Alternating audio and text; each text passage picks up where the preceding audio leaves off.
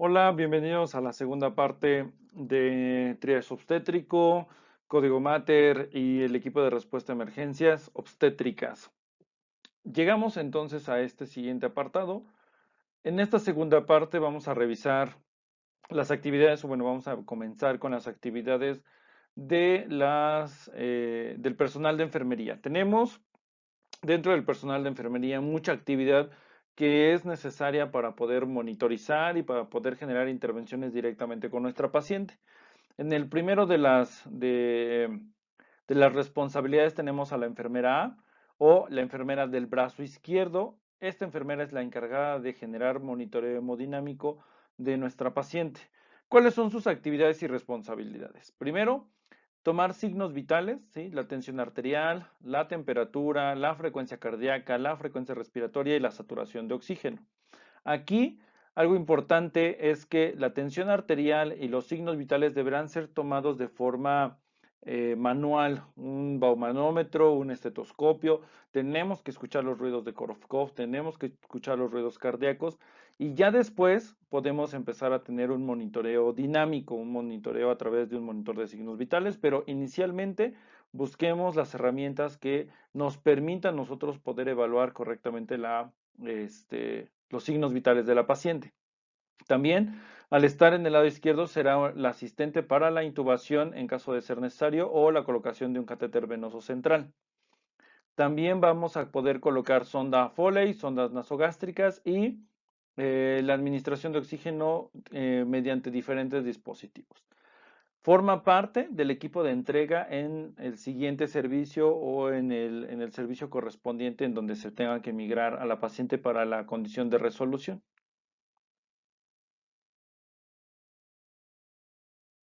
Después tenemos a la enfermera B o la enfermera del brazo derecho. Aquí es encargada de la condición de la circulación. Es responsable de un acceso venoso periférico, de la administración de fármacos y la toma de muestras para laboratorios.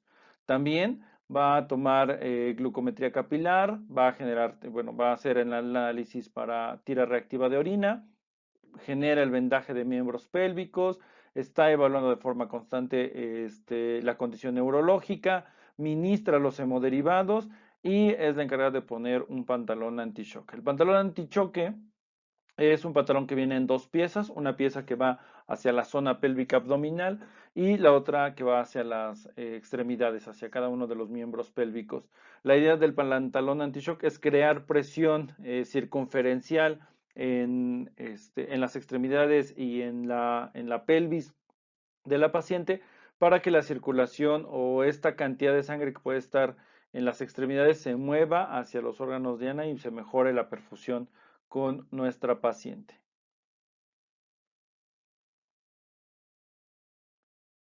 La enfermera C es nuestra enfermera circulante. La enfermera circulante, precisamente como siempre este denotativo se tiene, es una abastecedora de los elementos y de los sistemas que se requieren y está ayudando de forma constante en las otras actividades.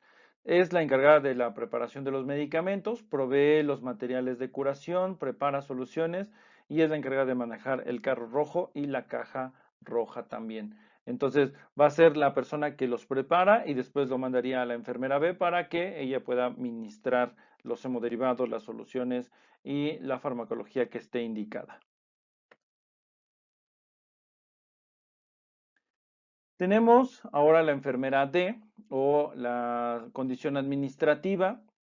Esto es muy importante. El registro y control de las actividades que se hacen en un código Mater siempre estarán bajo la mirada legal, siempre estarán bajo la mirada y el análisis de las intervenciones que se tienen. Entonces, documentar correctamente lo que se está realizando, las intervenciones que se realizaron, es muy importante.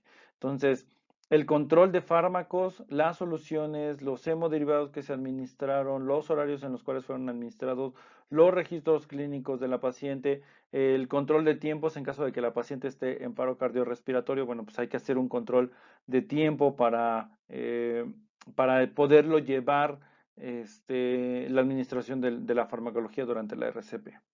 Efectúa también la colocación de una pulsera de identificación, entonces el trabajo es importante.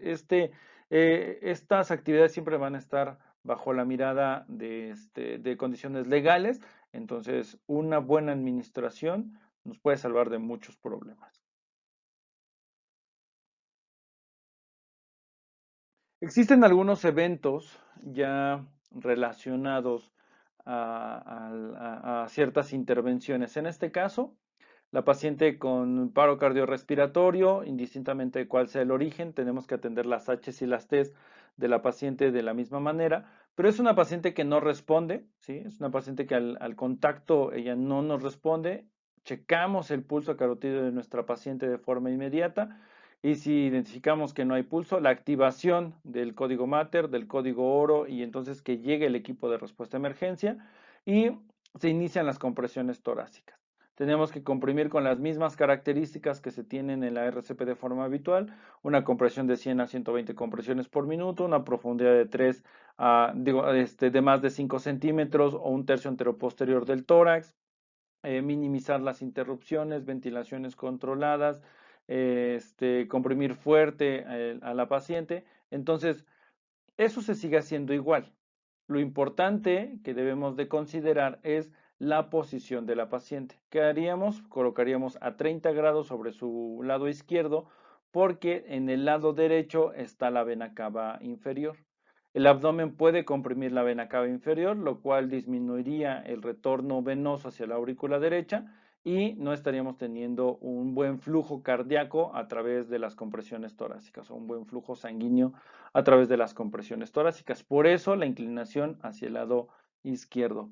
Y una vez que se tenga disponibilidad de un monitor desfibrilador, desfibrilar a la paciente tan pronto se tenga acceso a este monitor desfibrilador, ¿no? Entonces, la RCP tiene algunas características que debemos de ir considerando también.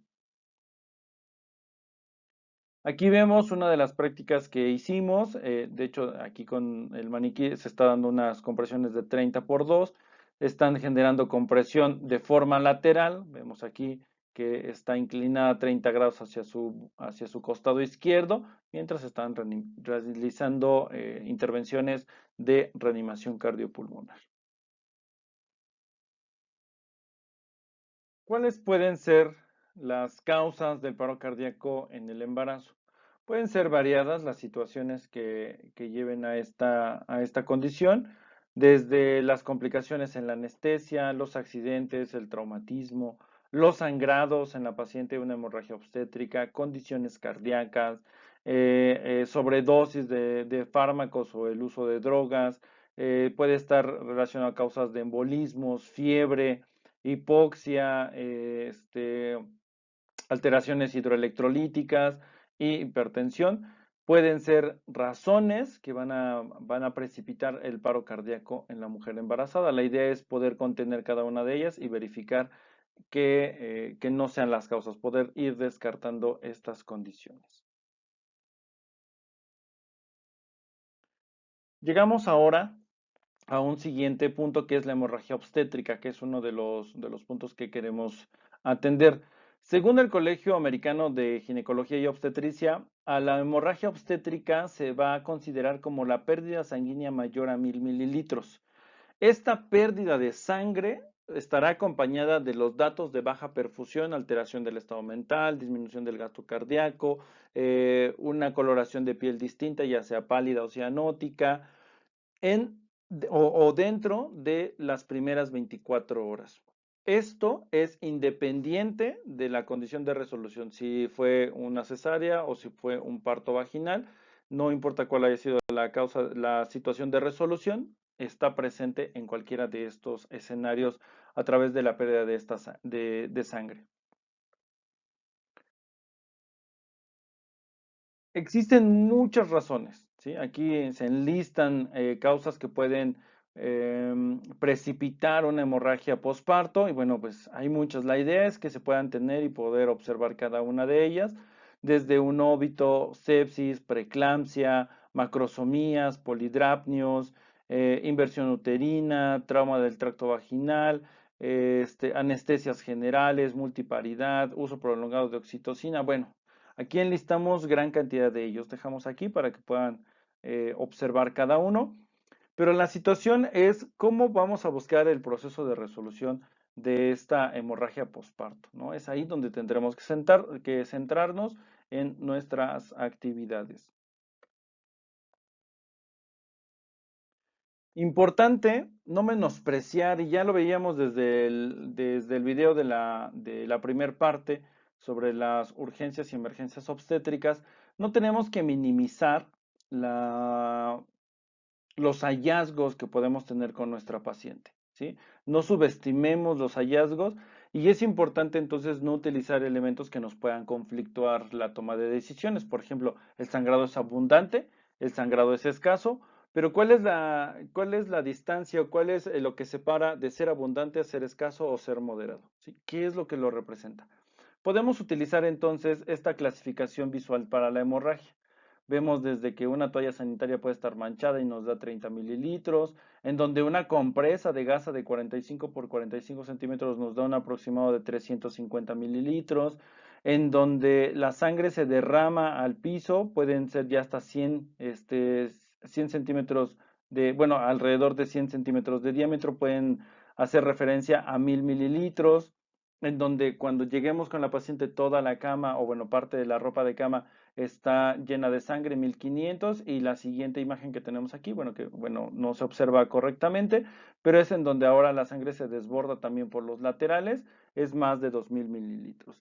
Esta visión nos ayuda ya a generar una cuantificación un poco más centrada en lo que la paciente está manifestando y que no solamente se va a minimizar, ¿no? Entonces es importante que eso lo tengamos en cuenta.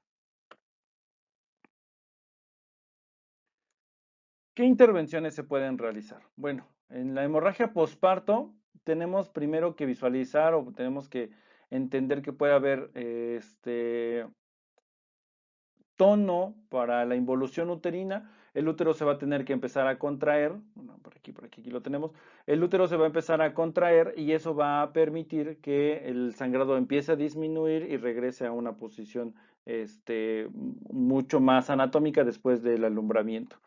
Sin embargo, puede haber atonía uterina.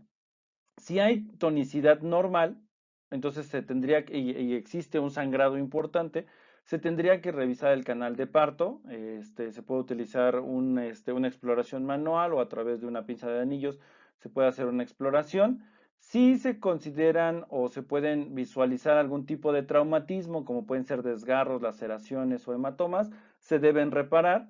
Si no hay presencia de traumatismos, se debe sospechar o se debe descartar alguna alteración de la coagulación o algún proceso infeccioso.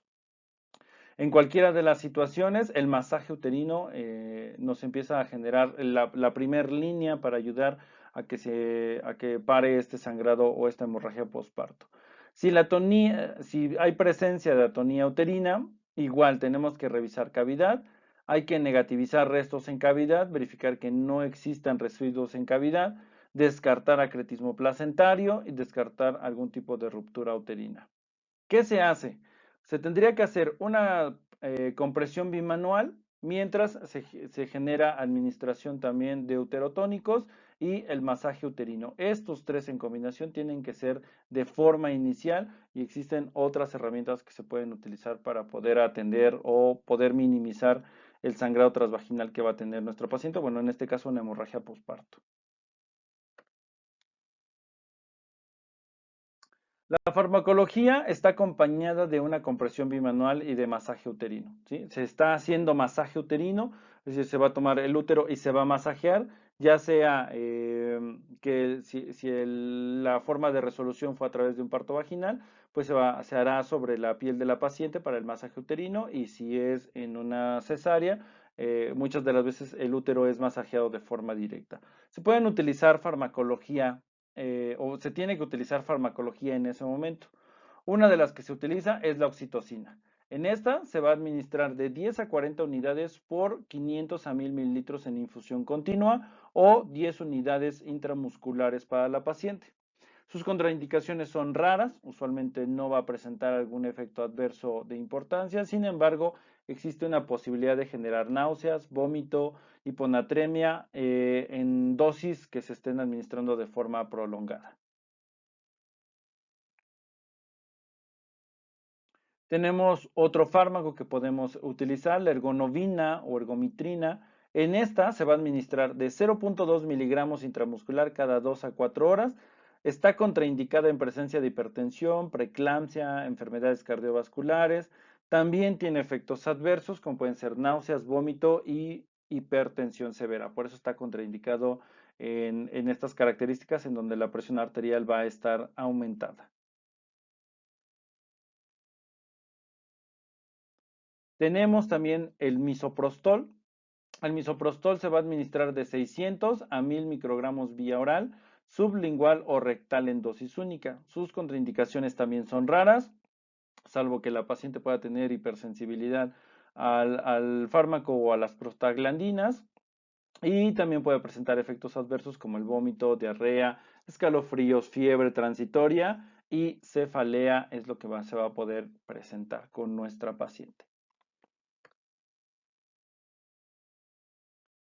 ¿Qué manejo invasivo se le tiene que brindar a la paciente para el control de esta hemorragia postparto? Se tienen que utilizar todos los elementos a disponibilidad y las herramientas necesarias. Entonces, ¿qué actividades podemos ir realizando? Recordarán que se tienen que hacer mientras se administra el fármaco o de forma simultánea la farmacología y la presión bimanual. Vean cómo el útero no tiene tono, es decir, no disminuye el tamaño del útero, lo cual provoca que el sangrado sea mucho más intenso. Y entonces se hace una presión en la parte superior y en la parte inferior para poder presionar y aumentar las presiones umbrales dentro de la cavidad uterina y eso ayude a disminuir el sangrado, más el masaje uterino también se puede estar realizando aquí en la parte superior a través de sujetar el útero y entonces comenzar este masaje uterino y la presión bimanual son dos de las técnicas que podemos utilizar. La siguiente técnica es la compresión de la aorta, bueno, de la aorta abdominal. La aorta abdominal va a irrigar hacia las crestas ilíacas y las crestas ilíacas van a irrigar hacia el útero. Entonces, si en la ocasión pasada inclinábamos a la paciente hacia hacia el lado izquierdo, era porque del lado derecho está la vena cava inferior que va a desembocar en la aurícula derecha. En el lado izquierdo vamos a encontrar la aorta abdominal, entonces vamos a ubicar la cicatriz umbilical y más o menos unos 5 centímetros hacia el lado izquierdo, con el puño se va a presionar hasta el fondo de la zona abdominal para poder comprimir la aorta abdominal. Vemos aquí cómo se está generando la presión de la aorta abdominal. Vean, hacia el lado izquierdo, 5 centímetros después de la cicatriz umbilical. Ahí estaríamos generando presión de la aorta abdominal para disminuir el flujo de sangre que va a llegar hasta el útero.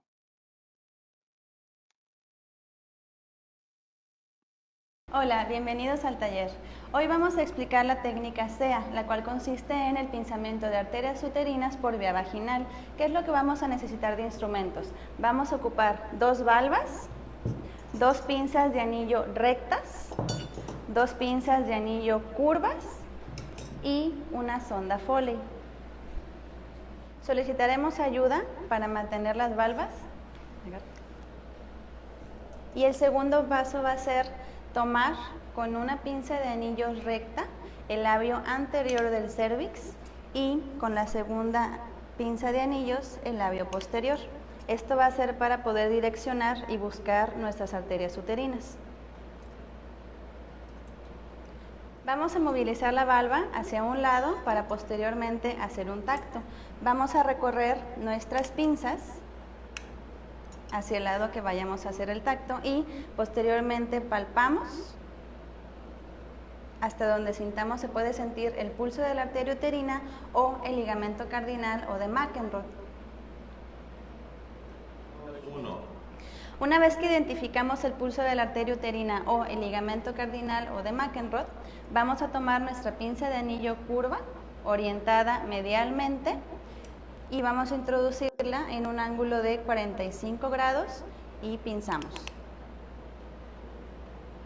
Una vez que tengamos pinzado un lado, vamos a recorrer nuestras pinzas de anillo hacia el otro ángulo para poder localizar nuestra arteria uterina.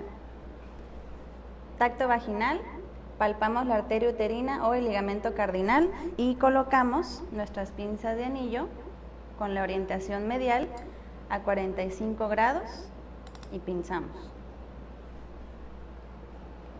Una vez que tengamos pinzadas nuestras dos arterias uterinas, retiramos las pinzas de anillo rectas y colocamos una sonda Foley. ¿Cómo vamos a saber si nuestra técnica funcionó? Porque el sangrado transvaginal va a disminuir paulatinamente. Es importante recordar que no debemos quitar nuestro pinzamiento de las arterias uterinas hasta haber identificado la causa de nuestro sangrado y haberlo controlado. Bien, entonces estamos pudiendo visualizar las actividades que se pueden realizar. Se puede realizar masaje uterino, la administración de uterotónicos, compresión bimanual, compresión de la aorta abdominal, ahora una técnica para el pinzamiento de las arterias uterinas y todavía tenemos uno más, que es la colocación del balón de Bakri. Otra de las técnicas de control de hemorragia que va a ser con el balón de Bakri.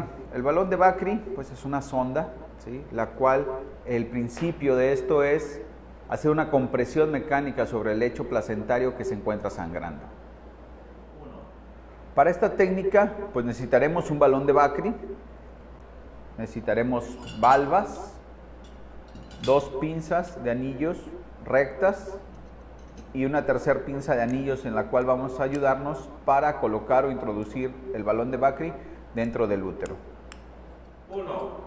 Una vez que tenemos ya el material listo, vamos a colocar las valvas, valva posterior y valva superior, para identificar ambos labios del cérvix y con nuestras pinzas rectas tomaremos labio superior y labio inferior. Esto nos va a ayudar a identificar la apertura del útero y colocaremos nuestro balón de Bakri. Lo vamos a tomar de esta manera para poder colocarlo dentro del útero y llegar hasta el fondo del mismo. Una vez que tenemos ya colocado el balón dentro del útero, vamos a instalar solución estéril de esta manera. Existe una fórmula en la cual vamos a calcular la cantidad de líquido que se le introducirá al globo de acuerdo a las semanas de gestación.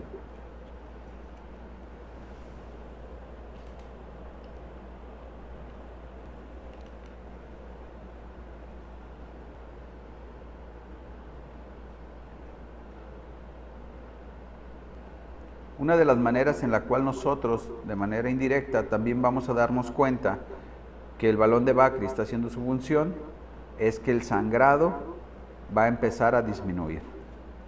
Nuestro balón de Bakri cuenta con una sonda para instalar el líquido y esta parte de aquí para poder cuantificar el sangrado que puede estar existiendo. Cuando tengamos un sangrado mayor a 125 mililitros por hora en nuestro balón de Bakri, este balón de Bakri no está cumpliendo su función y tenemos que implementar otra técnica para el control de esta hemorragia.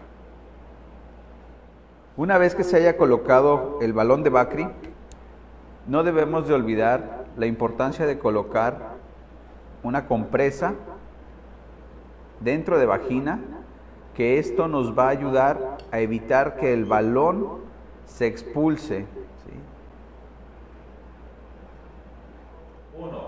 Al igual que en la técnica de compresión de las arterias uterinas, el balón de Bakri no debe de removerse hasta no tener controlada la hemorragia, estabilizar hemodinámicamente a nuestro paciente y solucionemos la causa de hemorragia. Esta técnica se puede utilizar de manera conjunta con técnica de SEA, que es el pinzamiento de las arterias uterinas vía vaginal. Y algo importante, no debemos de retirar nuestro balón hasta que nosotros no tengamos controlada la hemorragia o identifiquemos la causa. El balón de Bakri tiene una capacidad descrita hasta 750 mililitros, por lo cual la capacidad que requiere el útero es mucho menor de esto, la consistencia es firme, el riesgo de que se llegue a romper es mínimo.